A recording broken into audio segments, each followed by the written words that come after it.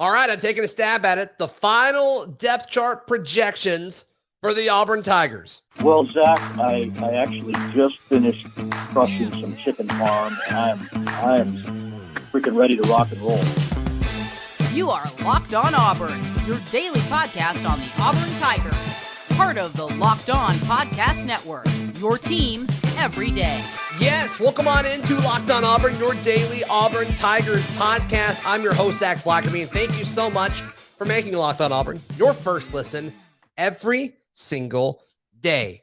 We are talking about the depth chart on the show today, the final depth chart projection that we will do before the season starts, which will be here before you know it. A lot of players have already been told where they are in the eyes of the coaching staff and where they are situationally in the depth chart. We've talked to a few of those folks. A few of those reports have been made known on message boards as well. And so we collected some of these and we will now discuss them, starting with, of course, the quarterback position. If you listen to the show consistently, I don't think the message has changed a whole lot in the last few weeks, ever since we kind of all came to the realization that TJ Finley was leading the way in the quarterback battle. I don't really see anything since then that has changed. I know a lot of Auburn fans are very high on Robby Ashford. I think it's very easy to see his upside, and I agree with you, but this is TJ Finley's job to lose at this point. And look, a lot of you guys are saying, hey, well, I think he is going to lose it. There's certainly a chance of that. I don't know if that's as likely as you think it's going to be, but I do agree with you that it certainly is an option. So I have TJ Finley at QB1. At QB2, I have Robby Ashford. And then at QB3, I have Zach Calzada. It will be interesting to see if Auburn releases any sort of official depth chart, how they potentially rank these three quarterbacks. I wouldn't be shocked if it was Zach Calzada QB2, Robby Ashford QB3, because they plan to use Robby Ashford in more of like a wildcat role or a gadget role or some sort of, have packages drawn up for Robby Ashford. Still, I think you can totally do that in regards to him being your second quarterback, but I have talked to some folks that think that that is an interesting thing to follow, and so I think it's worth passing along to you guys.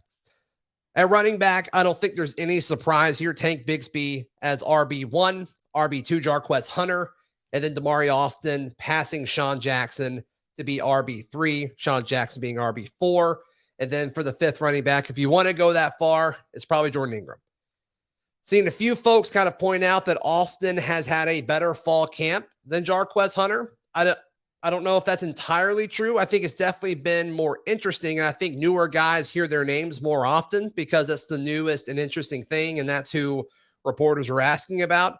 But right now, I think Jarquez Hunter is solidly the number 2 running back, with Damari Alston being the number 3 running back. But as we talked about on this show before, it will be fun to see what the market share looks like, what percentage. Obviously, Tank Bigsby is who every Auburn fan wants to get the majority of the touches. But what does that look like? Is it 50%? Is it 60%? And then after that, let's say it is 60% of the touches. Does Jarquez and Damari split at 20%? 20%, what does that balance look like? I can't wait to see. I bet it's close. I bet the split between Jarquez and Damari Alston is close, and then Sean Jackson may get some in there as well. Looking at wide receiver, let's start with the Z. Talk to some folks close to the wide receiver room, and it sounds like Koy Moore, for the time being, Koy Moore has passed Malcolm Johnson Jr. on the depth chart. This surprised me a little bit, not because I don't think Koy Moore is talented enough to do it, but because we just haven't seen Koy Moore with the ones in that role consistently. It's been Malcolm Johnson Jr. all fall, and we've heard nothing but really positive things about Malcolm Johnson Jr. But I was told Koy Moore was told he would be with the ones passing Malcolm Johnson Jr., but I was also told Koy Moore is going to have to sit out for a few days of practice. So we'll see how that impacts everything. It's not an injury. He's going to be fine. It's just he's got to sit out for a little bit. We'll see what happens there. the H wide receiver. So this is your slot, right? Tavares Dawson at 1, Javarius Johnson at 2. I haven't seen anything to really change my mind on any of these guys. Look, Tavares Dawson has had a really, really good fall camp, and I think Javarius Johnson can help this team in other ways, and we'll get to that in just a moment. The last wide receiver group, I think they're going to run a lot of 3 wide receiver sets. Shedrick Jackson, then Camden Brown, then Zevion Capers. I don't know how much action Zevion Capers can get as the third X, especially behind Shedrick and Camden, but we will have to see. Can't wait to see what the balance is between rotating wide receivers in. I don't know if it's going to be as much as what Auburn fans want. I think Shedrick Jackson is going to play a ton. He's played a ton ever since he's really been a starter in this offense, despite not getting a whole lot of targets and a whole lot of receptions. He's still on the field a ton.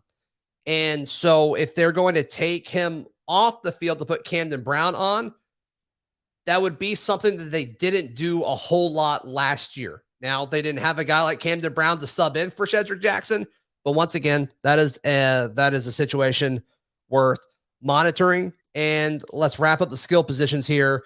Tight end is John Samuel Shanker, then Tyler Fromm and Luke Dealer behind him. That's straightforward, right? I don't think that's surprising, really, anyone.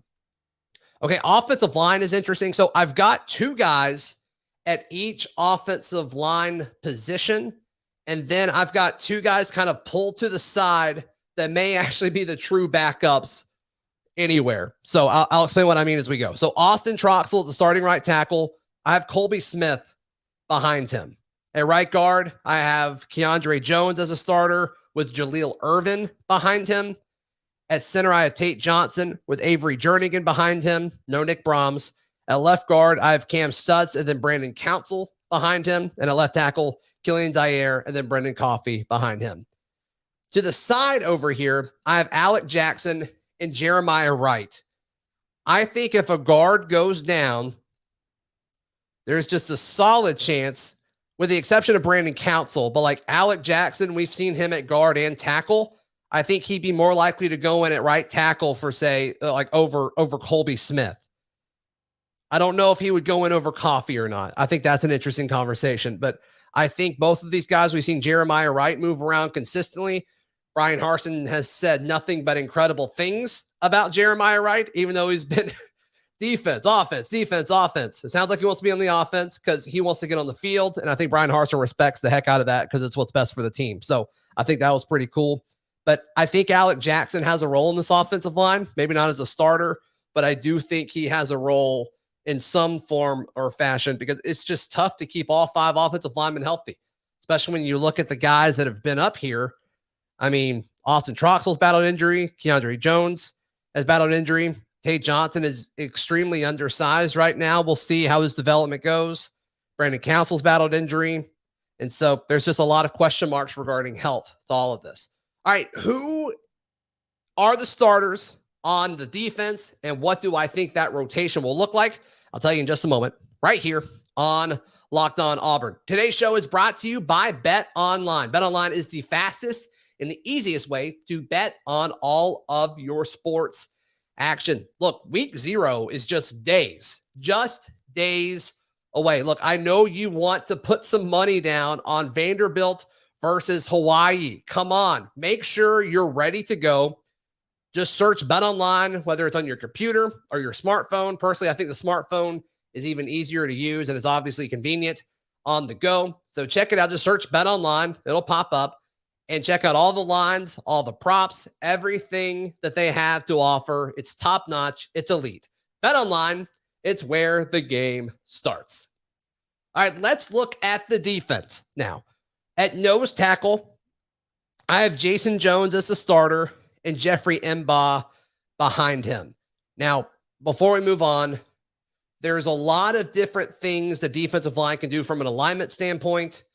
You know, I've seen some folks that list out their starting depth chart, their projected depth chart with 2 edges. I'm not doing that. I've got a nose tackle, a defensive lineman that I guess would act as a defensive end in some cases, and then an edge rusher. So I've got Jason Jones and M'Ba when they're in that alignment up front. At defensive tackle, this is going to be your 3 technique. I've got Marcus Harris and Marquise Burks there.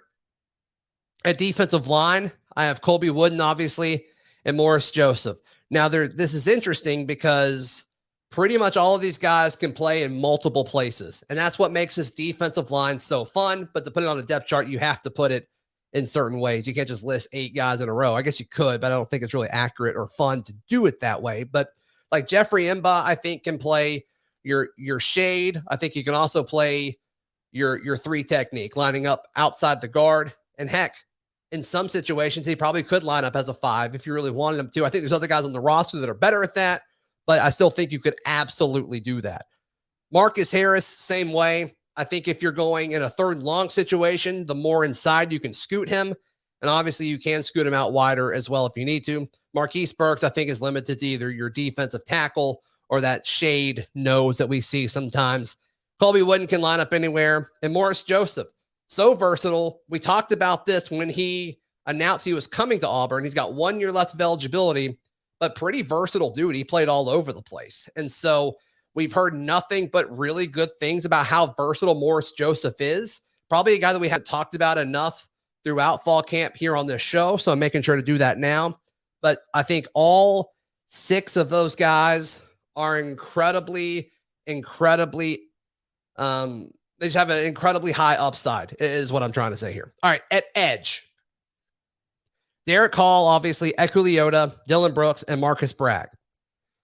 I think there's a chance that Bragg passes Brooks by the end of the season in regards to what the rotation looks like. I don't think Brooks or Bragg will have a huge role this year unless something happens to Hall or Eku. God forbid that happen. But I think Bragg has impressed people more throughout fall camp than they were expecting. He's big. He looks the part. Weeks ago, when I was kind of standing next to them while they were doing some edge drills, I was really, really impressed with his size. He looks the part more than Dylan Brooks does right now. We'll have to see. Dylan Brooks is a younger guy. He's going to grow into it over the course of the season. We'll see. But I would not be shocked if Marcus Bragg has more snaps this season at edge than Dylan Brooks. Is that a juicy take? I don't know. You can let me know in the comments or in the Discord. But I think that is an interesting one to look at. At linebacker, I went chalk here. Owen Pappoe, Cam Riley. Those are going to be your top 2. And then Wesley Steiner and Eugene Asante rotating in. I can't wait to see what the subs look like, how often they rotate those guys in. I'm really looking forward to seeing that. Owen's going to play a ton. Can Cam Riley and Wes Steiner, what does that percentage look like? I'm not sure. I can't wait to see it.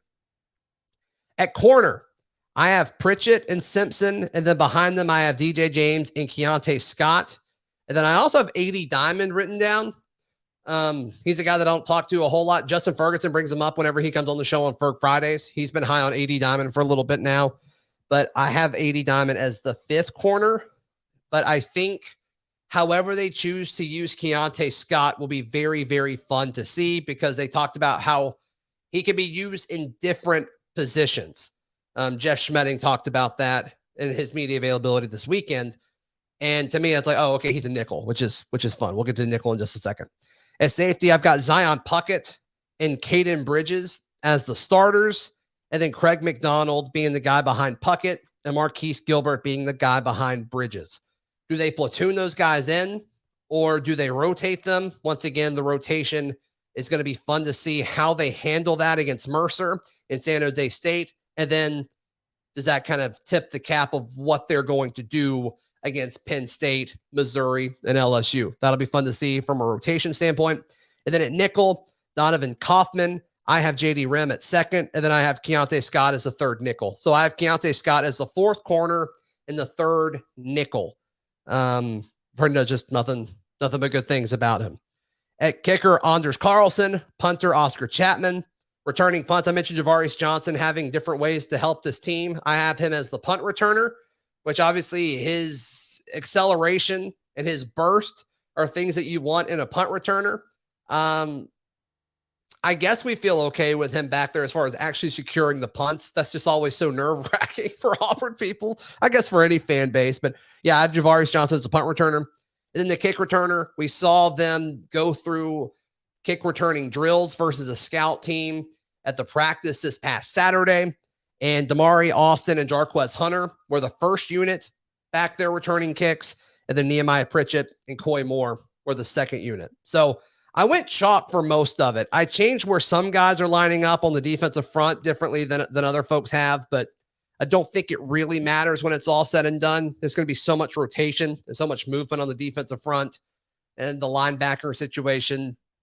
We will see Auburn use 3 linebackers some, but it won't be many. It'll be situational. As we all say, nickel is the new base. But I guess the biggest thing from all of that is still up in the air is Nick Brahms. You know, how does that news come out? Is that an official announcement that the coaching staff will do? There's just so much rumor and so much hearsay going on about the state of his knees. And it sounds like it's a really painful thing that he's going through. And look, he's got a real career after football. I don't think he sees himself playing football after the season. Like, I don't think he sees the NFL as an actual option. I think he wants to be a pilot, which is awesome. That is a super great career.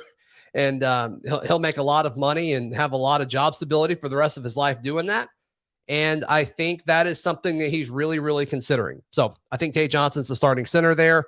And to me, those were the biggest things that I haven't seen everywhere. I've seen some places, but I haven't seen everywhere.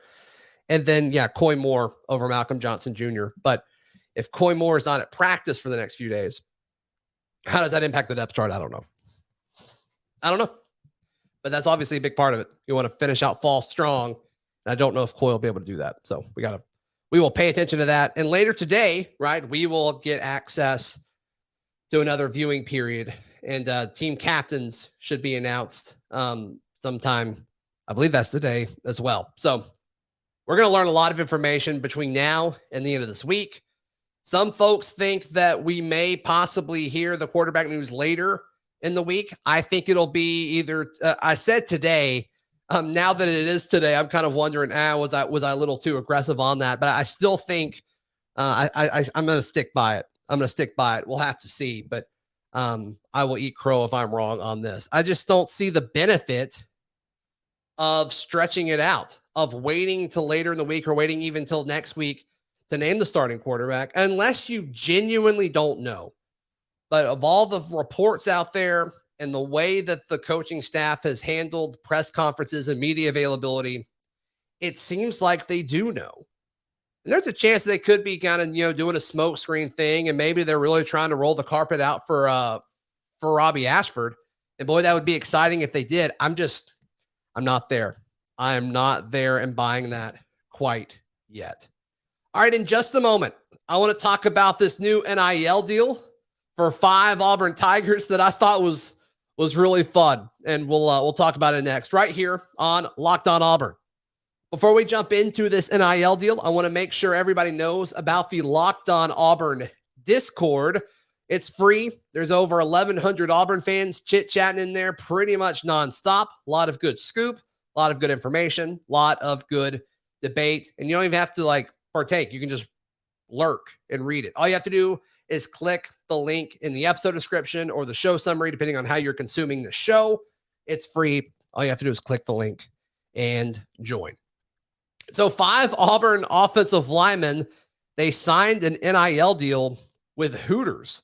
Hooters came out and announced that they signed 51 offensive linemen throughout college football. And so Auburn had 5, LSU had a ton, Miami had a few, Georgia Tech, Texas A&M, Oklahoma, USF, Vanderbilt, and Missouri. So from all over the place, I guess mainly the Southeast there, but 5 Auburn players have been signed. Those players are Brandon Council, Keandre Jones, Court Bradley, EJ Harris, and Jaleel Irvin. So interesting group of 5 there that they picked from, but I guess their big thing is Hooters is talking about they want to redefine what the big man on campus looks like. So they rolled with some of the 51 offensive linemen. And here's what the chief marketing guy for Hooters said. His name is Bruce. said for decades, the physical play, blue-collar mentality, and on-field leadership of the offensive lineman has shined, but national praise and attention for these crucial players have all too often been sidelined. So I think that's cool. I think that's cool. And this is what NIL at its core was supposed to look like, right? Like brands partnering with certain groups or certain people throughout college football or on a certain team. And we had a few NIL firms that were early on in all of this come on the show and talk about, brand deals and things like that. This is kind of what a lot of people thought it was going to look like. And then it became what it is with these collectives, and you essentially become signed by these collectives, which are agencies. And we all know kind of what it is now. But at its core, when the folks that were pro NIL years and years and years ago, they were all saying, use the Olympic model, which is, you don't really get paid much to represent your country in the Olympics if you're a USA athlete, but you're able to, do commercials or brand deals, partnerships, whatever it may be. This is what it was intended to look like. It's become something else. Whether that's good or bad, we're not debating that here. I think it's fine for what it's worth, but I think this is great. This is a great opportunity for Brandon Council. It's a great opportunity for Court Bradley, EJ Harris, Jalil Irvin, and Keandre Jones. So props to all of those guys. There was one, somebody called them wingmen, which I thought was funny with the Hooters. Wingmen. Ha! Hilarious. Absolutely hilarious. All right. So for the rest of the week, guys, we will have a War Report Wednesday tomorrow. We will have more camp news on Thursday. We may have an extra Thursday episode with John Garcia as well. And then we should get back on schedule with a Ferg Friday. And then we have open practice this Saturday. Anybody can go at Jordan-Hare Stadium. It'll be a ton of fun, really solid family event. We will kind of preview that later in the week. Hope you guys enjoyed today's show. If you have and you've made it this far, please click the like button and the subscribe button if you're watching on YouTube. If you're listening on audio, would really appreciate a 5-star review, and however you're listening, it would mean an absolute ton. We'll be back tomorrow right here on Locked On Auburn.